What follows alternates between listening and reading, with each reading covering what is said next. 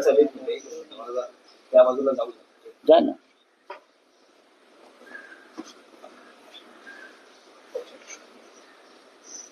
काय म्हणतात राऊत साहेब, सगळ्यात आधी तुमची तब्येत कशी आहे? काल तुम्ही रुग्णालयात तुमच्या काही आरोग्य तपासण्या झाल्या, काय नेमकं आहे, का तुम्हाला आरोग्य तपासणी करावी लागली, आणि तुमची तब्येत कशी आहे?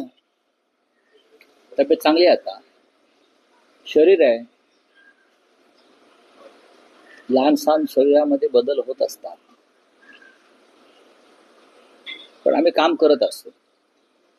आज तुमच्या समोर उभा आहे आणि आता शिष्टमंडळ जे जात आहे त्याच्या तयारीसाठी शिवालयात निघालो. तर मी तब्येत माझी चांगली आहे. तब्येतीचं कधीही आम्ही बाऊ केला नाही. पक्षाचं काम पुढे नेलं पाहिजे आणि उद्धव ठाकरे यांच्या नेतृत्वाखाली आम्ही सगळे काम करतो. आज शिष्टमंडळ जे आहे सर्व पक्षीय, जे मुख्य निवडणूक अधिकाऱ्यांना भेटेल, दुसरे एक शिष्टमंडळ त्याचबरोबर राज्य निवडणूक आयोगाचे दिनेश वाघमारे यांना भेटेल. याची तयारी आता सुरू आहे. आज शिष्टमंडळ राज्य निवडणूक आयोगाला भेटत आहे आणि जे आयुक्त आहेत, निवडणूक आयुक्त चोकलिंगम, त्यांच्यावर विशेष जबाबदारी आहे, त्यांनाही तुम्ही त्यांची भेट घेत आहात.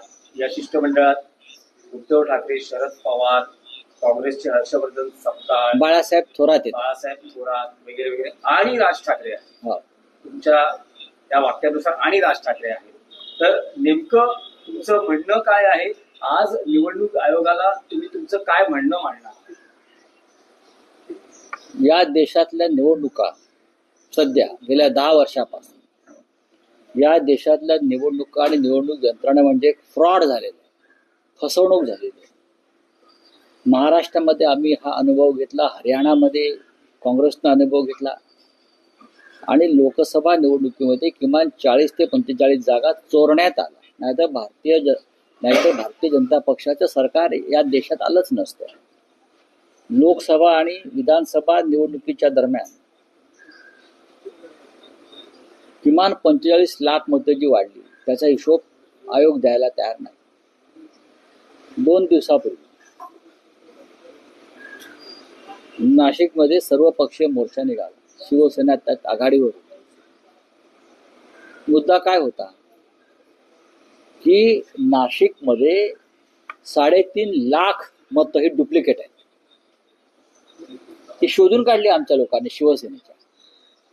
3.5 लाख मतं डुप्लिकेट आहेत. दुबार मतदार आहे. ही 3.5-4 लाख मतं महानगरपालिका निवडणुकीमधल्या 25 वॉर्डामध्ये जर फिरवली गेली, प्रत्येकी 5-5 हजार, 10-10 हजार, निवडणुकीचा निकाल फिरतो. आणि या संदर्भात निवडणूक आयोग कोणतीही दखल घ्यायला तयार नाही. हे नाशिकचे एक उदाहरण. मुंबईत आहे, ठाण्यात आहे, कल्याण डोंबिवली, प्रत्येक ठिकाणी सरासरी 3.5 ते 4 लाख मतं दुबार आहे, डुप्लिकेट आहे, बोगस आहे. आणि हे लोक 2-2, 3-3 ठिकाणी मतदान करतात. अशा वेळेला निवडणूक आयोगाने यात एक निष्पक्ष पद्धतीनं, पारदर्शी पद्धतीनं काम करावं, ही आमची भूमिका आहे. व्हीव्हीपॅट का नाही मुंबईत? व्हीव्हीपॅट हा सुप्रीम कोर्टाचा सूचना आहे ना. मग मुंबई महानगरपालिकेमध्ये व्हीव्हीपॅट का नाही? तर आम्हाला केंद्रानं त्या पद्धतीच्या ईव्हीएम मशीन उपलब्ध करून दिल्या नाहीत. हे का उत्तर झालं? म्हणजे तुम्हाला चोऱ्या करायच्या, म्हणजे तुम्हाला फ्रॉड करायचा आहे. असे अनेक विषय आहेत जे आम्हाला निवडणूक आयोगासमोर महाराष्ट्राच्या आणि देशाच्या मांडाव्या लागतील. आणि त्यासाठी आज ज्येष्ठ नेते भारताचे शरद पवार साहेब, उद्धव ठाकरे साहेब, त्यानंतर महाराष्ट्र नवनिर्माण सेनेचे प्रमुख राज ठाकरे, काँग्रेसचे नेते बाळासाहेब थोरात, नसीम खान, वर्षा गायकवाड, कॉम्रेड अजित नवले, कॉम्रेड प्रकाश रेड्डी, सुभाष लांडे, त्यानंतर समाजवादी पार्टीचे रईस खान, असे सगळे प्रमुख लोक एकत्र येऊन आम्ही निवडणूक आयोगाशी चर्चा करू, भेटू त्यांना आम्ही दाखवू की तुम्ही निवडणुकांचा कसा खेळ आणि त्याला म्हणतो ना जोक, ही जोकरगिरी आहे निवडणुकावर. भारताच्या संविधानाने प्रत्येक नागरिकाला एका मताचा अधिकार दिलेला आहे, एक मत. तेच मत तुम्ही चोरणार असाल सामान्य माणसाचं, तर निवडणुकांवरती विश्वास कसा ठेवायचा? ही भूमिका आहे. मतं येतात कशी, वाढतात कशी, कोण यामागे पडद्यामागे हालचाली करताय, काम करताय? इतकं बोगस मतदान या देशात यापूर्वी कधी झालं नव्हतं. महाराष्ट्राच्या विधानसभेत त्याचा फटका बसला, पण महापालिकेमध्ये आम्हाला जागरूक राहावं लागेल. राऊत साहेब, आजच्या शिष्टमंडळात बघितलं तर तसं तुम्ही म्हणता की थेट महाविकास आघाडी नाही, पण सगळे नेते हे महाविकास आघाडीचे आहेत. तुम्ही राज्याच्या मुख्यमंत्र्यांनाही आमंत्रित केलेलं आहे आणि राज ठाकरे सुद्धा आज या शिष्टमंडळात आहेत आणि त्यानंतरची पत्रकार परिषदेत त्या व्यासपीठावरही आहे. असं म्हणता येईल का की राज ठाकरे यांचा महाविकास आघाडी? नाही, असं काही नाही. हा सर्व हे आता आम्ही देवेंद्र फडणवीस यांना बोलवलं म्हणून ते काय महाविकास आघाडीत सामील झाले का? फडणवीस येणार तर नाहीये, आम्ही निमंत्रित केलं. बरोबर, इतर जे 2 पक्ष आहेत त्यांच्या बरोबरचे त्यांना आम्ही निमंत्रित केलं नाही, कारण आम्ही त्यांना पक्ष मानतच नाही. त्या अमित शहाच्या कंपन्या आहेत, तो कुठले ते मिंदेंचा पक्ष किंवा अजित पवारांचा, यांना आम्ही पक्ष मानतच नाही. त्यांना जरी निवडणूक आयोगानं बेकायदेशीर पद्धतीनं पक्ष म्हणून जरी त्यांना काही दिलं असलं तरी आमच्या दृष्टीने ते पक्षच नाही, चोर आहेत ते. पण भारतीय जनता पक्षानं या देशातल्या निवडणूक किंवा राज्यातल्या निवडणुकीविषयी जे काही आक्षेप आहेत त्या संदर्भात सामील व्हायला हरकत नव्हती. पण शेवटी ते चोर आहेत.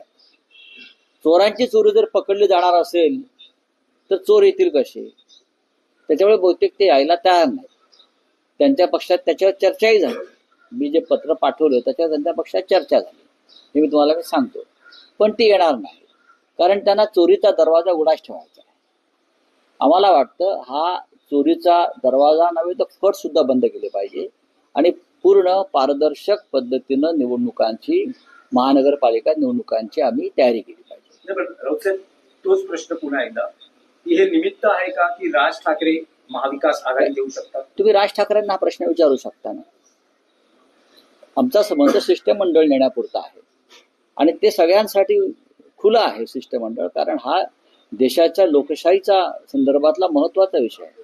देशातली लोकशाही जर मजबूत करायची असेल तर निवडणुका या निष्पक्ष व्हायला पाहिजे. या देशात विरोधी पक्षाचा आवाज ऐकला गेला पाहिजे. व्हेनेझुएलामध्ये बरं का, मारिया मचाडो या विरोधी पक्षाच्या नेत्यांना शांततेचा नोबेल पुरस्कार का मिळाला हे या देशातल्या संघवाद्यांनी आणि भाजपने समजून घेतलं पाहिजे. तिथे सुद्धा भारताप्रमाणे हुकुमशाही आहे आणि त्या हुकुमशाही विरुद्ध मारिया मचाडो लढतायत लोकशाहीसाठी, स्वतंत्र निवडणुकांसाठी. भारतामध्ये आम्ही तेच करतो आहोत, महाराष्ट्रामध्ये आम्ही तेच करतो आहोत. मारिया मचाडो यांचा जर आदर्श ठेवला तर नोबेल समितीला भारतातल्या किमान 500 लोकांना नोबेल पुरस्कार द्यावे लागतील. पण राऊतसाहेब, जी माहिती मिळते आहे की राज ठाकरेंना या शिष्टमंडळात घेण्याबाबत स्वतः काँग्रेसमध्ये 2 मतप्रवाह आहेत. काँग्रेसमधला एक मतप्रवाह असं म्हणतोय की राज ठाकरे या शिष्टमंडळात नको. असं मला वाटत नाही. राज ठाकरे या शिष्टमंडळात नको हे ठरवणारा काँग्रेस पक्ष नाही. हा सामुदायिक निर्णय असतो. मुळात निवडणूक आयोगाकडे जाणारं शिष्टमंडळ हे एका पक्षाचं नसून ते सर्व पक्षीय आहे. ज्या अर्थी आम्ही भारतीय जनता पक्षाला बोलवलंय, समजा भारतीय जनता पक्षाचा एखादा नेता आला असता तर काँग्रेसनं बहिष्कार टाकला असता का? नाही. काँग्रेस पक्षामधल्या वरिष्ठ नेतृत्वाशी माझी काल चर्चा झाली. वेणुगोपालजींशी काल बोललो मी, रमेश चेन्नीथलांशी काल बोललो मी, खरगे साहेबांशी माझा काल संवाद झाला. मला असं वाटत नाही की या विषयावरती राजकारण व्हावं. आणखी एक विषय आहे की काल तुम्ही असं म्हणालात की राज ठाकरे यांची इच्छा आहे की या सगळ्या निवडणुकांच्या काळात जी काही आघाडी निर्माण केली जाते त्यात काँग्रेस आपल्या सोबत हवी. निर्णय झालेला नाहीये पण काँग्रेस आपल्या सोबत. त्यातला एक भाग शिष्टमंडळाचा आहे. शिष्टमंडळात सगळे असावे ही त्यांची भूमिका होती.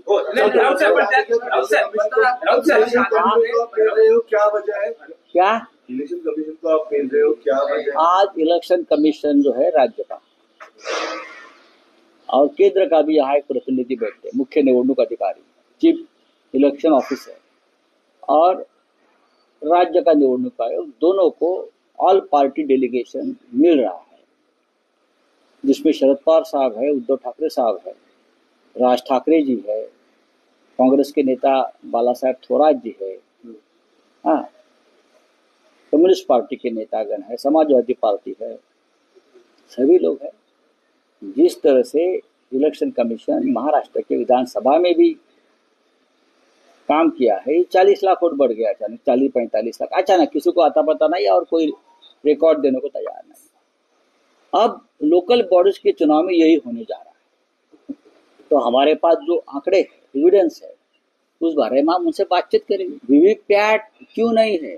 मुंबई महानगर पालिका चुनाव में वीवीपैट की जरूरत है, लेकिन चुनाव आयोग कह रहा है कि हमारे पास उस तरह की ईवीएम मशीन केंद्र ने उपलब्ध नहीं करा दी। उसका मतलब क्या है?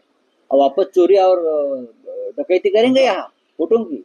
हम जाकर चुनाव आयोग से सवाल पूछेंगे, बड़े बड़े नेता है, अपनी बात रखेंगे, बाद में प्रेस कॉन्फ्रेंस होगी, वहाँ भी हमारी बातें रखेंगे।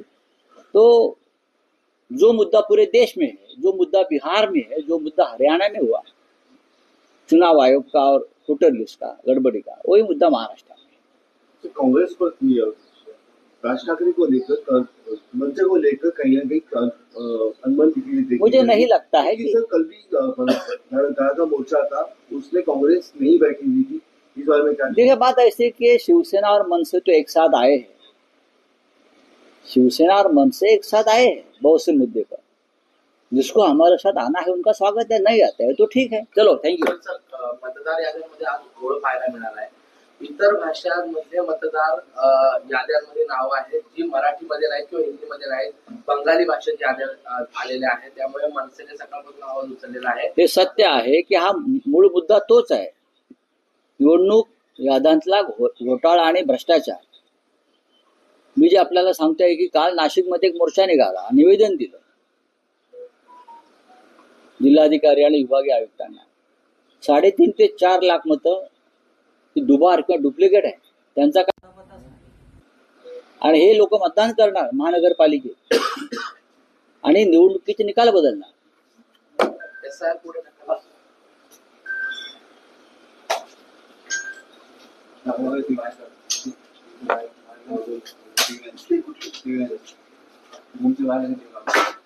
अरे बाबा, पहुंच तो फोन करो, पहुंच तो सो गया था ये।